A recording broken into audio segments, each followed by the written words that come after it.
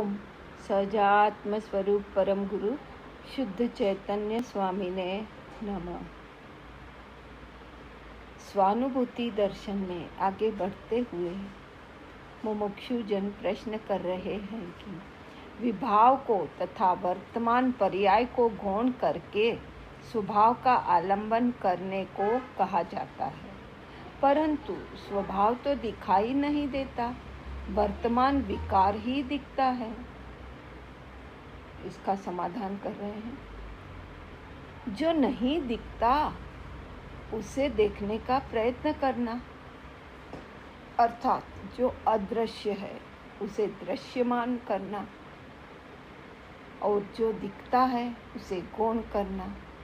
स्वभाव अदृश्य लगता है परंतु वह दिखाई दे ऐसा है, उसे स्वयं नहीं देखता है, इसलिए वह अदृश्य अर्थात गुप्त हो गया है।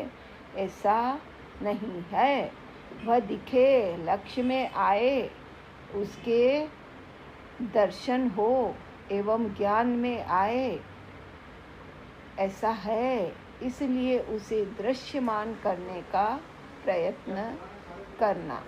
सबको ज्ञान स्वभाव तो जानने में आ ही रहा है, उस ज्ञान के लक्षण द्वारा, गुण द्वारा गुणी को पहचान लेना।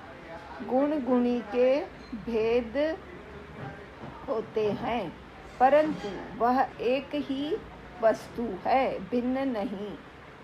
शास्त्र में आता है कि लक्षण से लक्ष्य को पहचान लेना, पहचानने का प्रयत्न करना। लक्ष्य को, ज्ञान स्वभाव को पहचानने से, उसमें दृष्टि देने से तथा उसमें तन्मयता होने से शांति और सुख प्राप्त होता है। उसमें से ही अपार एवं अगाध ज्ञान प्रकट होता है। उसे ग्रहण करने से अपूर्व वीतरागी दशा एवं आनंद प्रकट होता है। यह अनादि काल के सर्व विभाव तो आकुलता रूप तथा दुख रूप है। उन्हें टालने के लिए निराले तत्व को ग्रहण करना। अगला प्रश्न है, रागी जीव भेद का लक्ष्य करे तो राग उत्पन्न होता है, तब सामर्थ्य का आश्रय लेने से सम्यक दर्शन किस प्रकार हो? क्योंकि सामर्थ्य भी एक अंश है ना। उसका समाधान कर रहे हैं।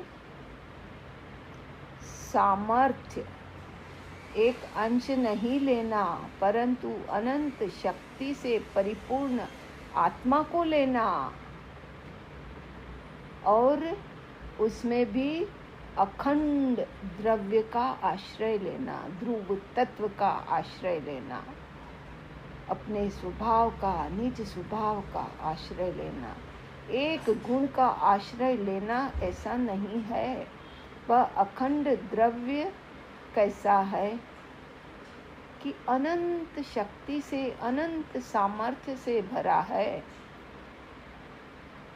उस द्रव्य का आश्रय लेने से शुद्ध पर्याय प्रकट होती है, जबकि विभाव के आश्रय से अथवा पर्याय और गुण भेद पर दृष्टि रखने से तो राग होता है। इसलिए अंतर में एक अखंड द्रव्य का आश्रय लेना, अनादि अनंत शुद्ध आत्मा का आश्रय लेना, कि यही मैं। अब अगला प्रश्न कर रहे हैं, द्रव्य को अंश कहा जाता है। हाँ, वह तो विभाग हुआ, तब अखंड वस्तु किस प्रकार है? अब उसका समाधान कर रहे हैं। द्रव्य अखंड वस्तु है, किसी अपेक्षा से उसे अंश रूप में भी लिया जाता है। तथापि उस अंश में और इस पर्याय के अंश में फेर है।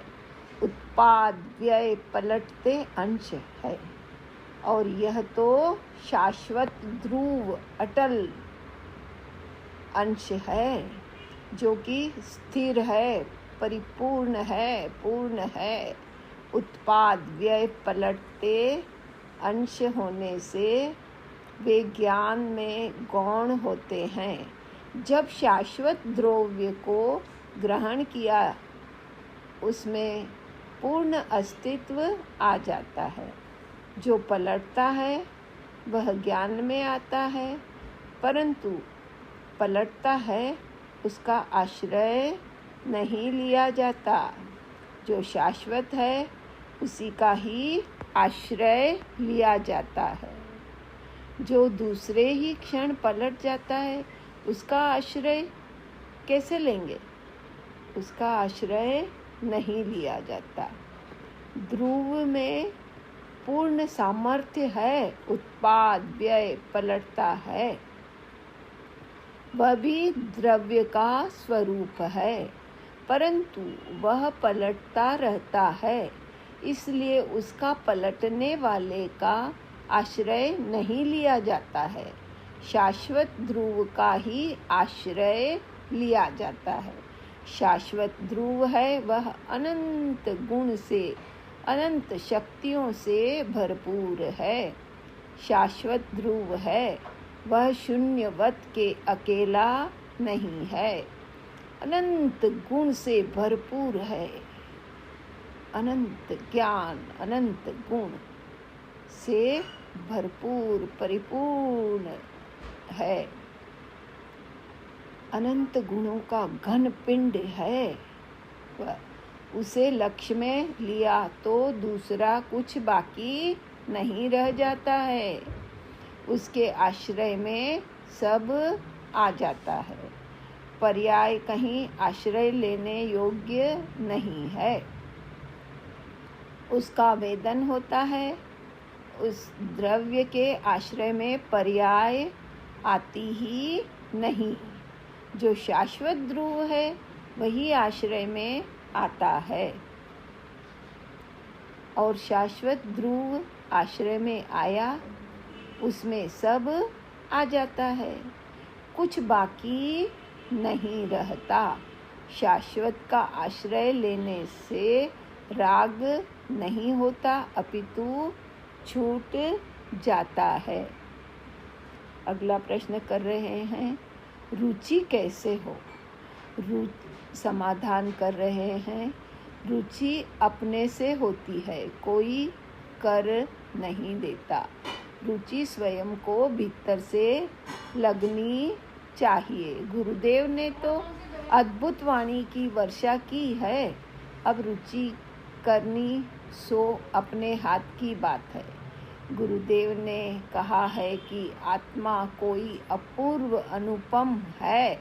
आत्मा में सब कुछ है, सब कुछ। उस संबंधित विचार कर निर्णय करके रुचि जागृत करना है। रुचि अनुयायी वीर्य है। अपने आत्मा के ही प्रयोजन वाली सच्ची रुचि हो तो ज्ञान उससे सच्चा कार्य करता है। रुचि ऐसी लगे कि कहीं रुके नहीं, ऐसी तीक्ष्ण रुचि होनी चाहिए। गीत या ना आता है ना कि मुझे तो चलते फिरते याद प्रभु की आती है। ऐसी आत्मा की रुचि होनी चाहिए कि जहाँ देखूं वहाँ आत्मा ही स्मरण में आए, हिलते डोलते आत्मा ही याद आए। मेरा आत्मा कैसे प्रकट हो? इस प्रकार मुझे सब कार्यों में आत्मा याद आए। मुझे तो भोजन करते याद प्रभु की आती है। ऐसे मुझ पर हर समय आत्मा स्मरण में आता रहे। और स्मरण में आए। गतवन करते भी मुझे याद प्रभु की आती है। ऐसी आत्मा की रुचि और लगन लगे तो अंदर से प्रकट होने का अवकाश आ जाए और समय मिलता है। आत्मा की रुचि ऐसी लगनी चाहिए, लगन में अगन लगनी चाहिए कि कहीं भी रस न लगे और सब ओर से रस टूट जाए, नीरस लगे। मुझे तो शयन करते याद प्रभु की आती है। इस प्रकार मैं शयन करूं तो भी आत्मा का स्मरण रहे। वैसे ही हर कार्य में मुझे आत्मा याद आए। आत्मा कैसे प्रकट हो, ऐसी अंदर से लगन लगे तो आत्मा अंदर से प्रकट हो, परंतु प्रति क्षण ऐसी रुचि और लगन चाहिए। हे आत्मार्थी बंधुओं, हमें भी ऐसी ही लगन लगानी है, लगन में अगन लगे और आत्मा प्रकट हो, मैं अपने स्वरूप में स्थिर हो जाऊं। इन्हीं भावनाओं के साथ ओम नमः सिद्धम, ओम नमः सिद्धम, ओम नमः सिद्धम।